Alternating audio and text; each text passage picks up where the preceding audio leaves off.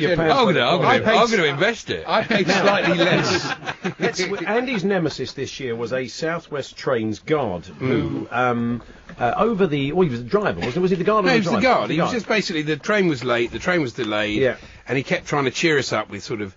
And he kept making the same jokes that he's sort of made before. And, on your left is the River Thames, and on your right is the River Thames, and all this sort of stuff. When you went over a bridge, we went over, yeah, obviously. You were plummeting into the River Thames. Plummeting into the river. Yeah. And anyway, by the train was delayed, and I was late, and I was a bit angry, and I got to Clapham Junction, and I thought to myself, I've had enough of this bloke. Because I could see other people were fed up with him as well, but no one's prepared to do what I do, which is take the bloke on. So I basically... But I couldn't get to him through the carriage. I had to go out the train to get to him, to have a word with him. So I go out the train, get to the thing, have a word with him, and tell him that basically I don't appreciate any of his bonhomie, and if he wants to be in show business, be in show business, otherwise be a train grant. That was the only thing I said to him.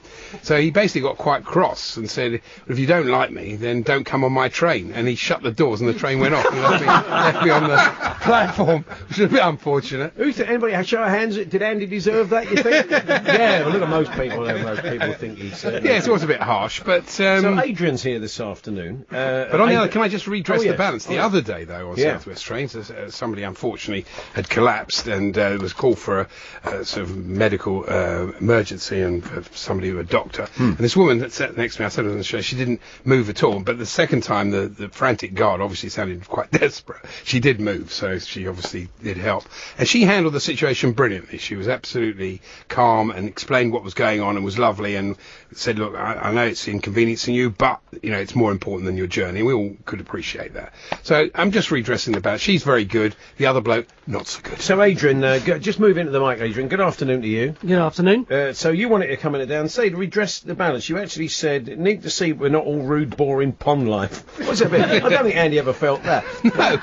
Are you it's like exaggeration. Are you aware of this, the comedian on the train? Do you think you might know who it is?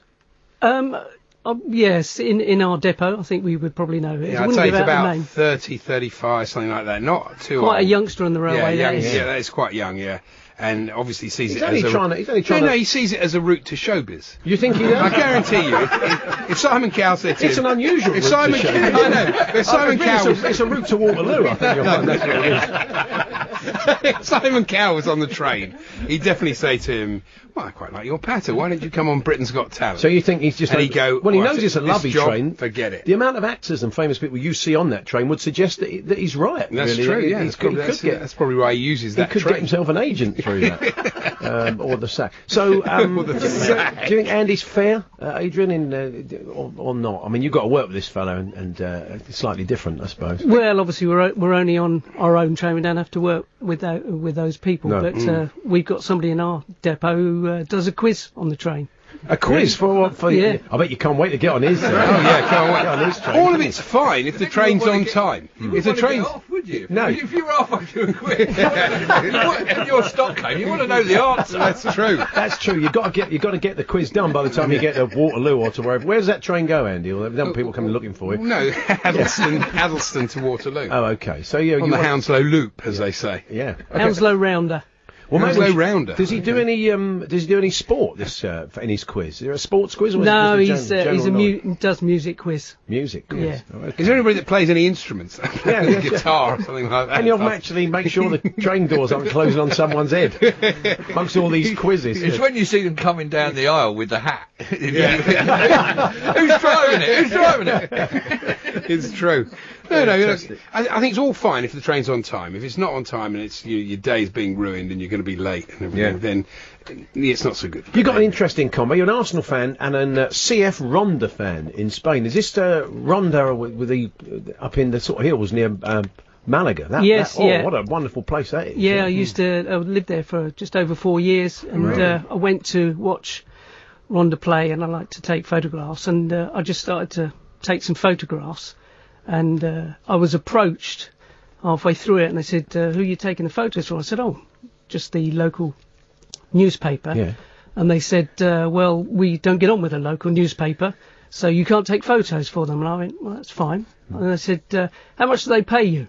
And I went, they pay me €50. They didn't pay me anything. Oh, good work. Good work. And You should be that other guard's agent. He's got an agent now, and he's going to impress Simon Cowell. Yeah. So it was actually the chairman's son, and he said, "You're taking photos for us now, and we'll pay you the €50." So Wow. This is Mike Sandy's favourite clip. It's Mike Parry. Let's go to James, who's a Man United fan in Sheffield. Goodness me, James, is that you? Are you there? You're Mars. You're Mars. You always love that, haven't you? Because it's just Parry at his most humorless. This is it is really your Mars. We've never quite worked out what Alan's on about here. It's a bizarre clip, but it's Alan Brazil. Listen to this. Now, the People's Republic of China was proclaimed with Ma Zedong as its chairman in this day in 1949. Yeah. I tell you what result that is. I love a ruby. Matzi Chung, I love a ruby. Someone says Matzi Chung. It's like Paul Miller he's talking about, his Chinese cousin. One more, because this is an absolute classic, and I know Andy Smart will love this. This is Mike Graham. Took a call from, read out an email from a talkSPORT listener, and it was kind of hands across the water in Anglo-Greek relations. Listen to this. Eric in Coventry says, Mr. Graham, let the Greeks suffer. A few years ago, I bought some expensive sunglasses from a shop in Crete. They broke as soon as I left the shop. I complained, but all I got was thrown out of the shop by 3 assistants. However, on my last night, I superglued the locks of the shop door and had a poo in the doorway. Quality. Well, that's nice, Eric. I'm sure they'll be delighted to have you back. Dolan is being distributed. Oh, nice. The mince pies have been going down well. Mince pies have been going well. Yeah, it's all good. We've got the ports when everybody fancies a little stomach settler. Andy Smart is with us this afternoon. We'll be hearing from the listeners. But Jim White has been kind enough to stick around. Because the trouble is we haven't got the guest.